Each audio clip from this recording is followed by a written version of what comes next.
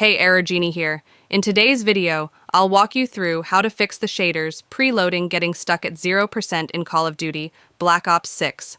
Just follow these steps and you should be back in action in no time. Step 1. Test firing range. Start by opening the game and head to the firing range. Play around for a bit, shoot for a minute or so. You may experience some lag. After a few moments, leave the firing range and return to the main menu. Sometimes, this can kickstart the shader loading process. If it doesn't, move to the next step. Step 2. Restart game and client. Completely close the game. Exit out of your game client as well, Steam, Xbox Game Pass, or Battle.net. Reopen the game client and relaunch Black Ops 6. Check if shaders start preloading. If not, continue to the next step. Step 3. Restart shader. Preloading. Open the game and go to the settings, gear icon.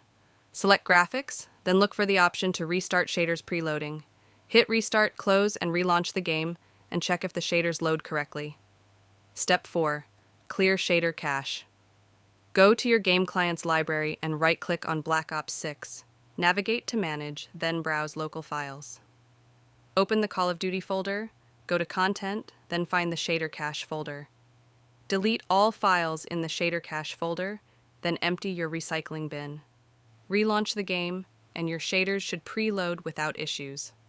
That's it. Hopefully this helped fix the problem. If it did, hit that like button, subscribe, and don't forget to ring the bell for more easy guides from Genie. Thanks for watching, and happy gaming.